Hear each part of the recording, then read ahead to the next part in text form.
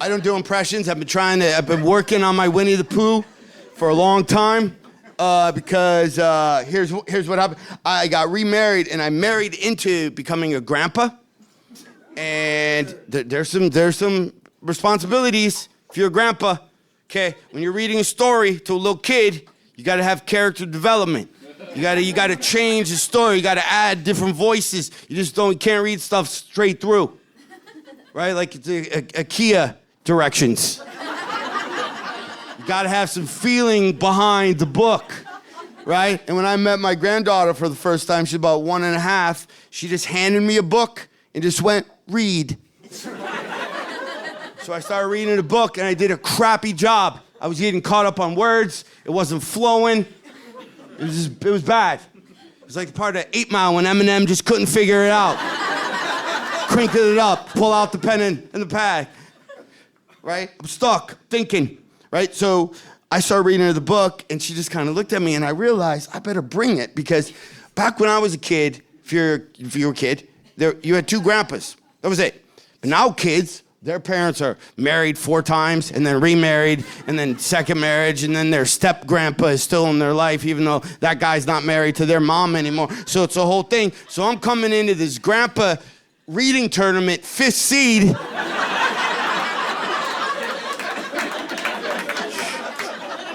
Better get your A game up and figure it out. Because here's how you know you're reading bad to a 1.5-year-old. Because that's the most honest you will ever be in your entire life, is about 1.5. And then you start being too honest, you start getting in trouble, you're like, I'm gonna dial back the honesty a little bit. Remember 1.5, you didn't like the food you'd have in front of you? Knock it off. Not, will I get in trouble for doing this? Should I do this? What's the cleanup gonna be like? You're like, done. I do not like the texture of this. That's what little kids do. You're reading a book to a little kid, and that little kid doesn't like the book, especially now. They will take the book out of your hand and just toss it. First they take it, and then they try to eat it, then they're like, no, and then they toss it. Now they have options. Now they can look at their mom and go, Mother, bring me a new grandpapa. This one bores me.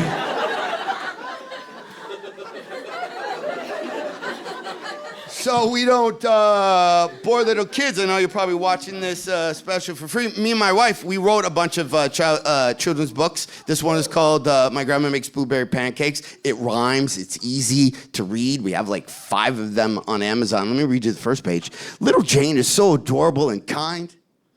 But right now, she has one important question in her mind. See what I did? See the pause? That's how you change levels. You don't read a book like you're reading a board game rules for the first time. All right, everyone who's got a blue piece, just move your 2 pieces over there. You lost a turn. Now it's your turn. Now you go 4 paces that way. Do you have a zapper card? Okay, you're back to her. Is there anything worse than learning a new board game? It's the worst. That's why backgammon's the best game ever, because when you're done playing, it's put away. Something to think about. So, Christopher Robin. So Eeyore lady, right? She's like this. I'm like, why are you doing this? I don't understand why you're doing this. And she looks, and I could just tell how she looked at me, and she goes to her low-watt breath, say something to me, and I knew I was in trouble. Because I've done comedy for enough years to know, if you heckle me, if you say something to me, I can almost guess what booze you've been drinking by what you say, how you slur, the level of anger, whatever. I can guess the booze. The second I heard her tone, I was like, I'm in trouble. She's had Xanax and wine. And there's no defense for Xanax and wine. Xanax and wine is too loosey-goosey. Xanax and wine are like those blow-up things you see at used car dealerships. You can't argue with Xanax and wine. Nothing makes sense. It gets thrown back at you, and you're like, I didn't even say that. What are you trying to say? All right, you can't deal with it. So I go, well, what are you waving? She goes, a server. there's no servers here. I'm like, well, yeah, that's because there's no servers anywhere. You know how many restaurants have had to close because nobody literally is working? The fact that there's any server, you should just be excited. I've seen restaurants that have signs that go, can you not be dicks to the 2 people we have left working? We have 2 people working. We have no chicken tenders. They're on a shipping container in China. We have no cups, or we have no ketchup, and I got my mom out of hospice. She's cooking. So if you could sit down, order your food, not be an asshole, we'd appreciate this, right? Like, you want a side hustle? That's what I would do. If you want a side hustle, here's what I would do. I would just walk in any restaurant or bar, walk up to any table, and just go, your server's taking a quick break. Can I get you guys anything else? Okay? And then when they give you the order, I'm willing to bet you can make at least 1 trip from the table to the bar or table to the kitchen and back without anybody saying anything. I bet you the manager will look and go, finally, somebody on table 8.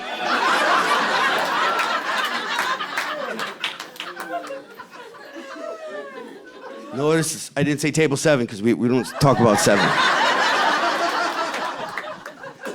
Right? And then when you come back, you go, you know what? Our credit card machines are down. We take Venmo. Here's my QR code for that. Just want to take, bing, and just stop at the bar, get your shift drink.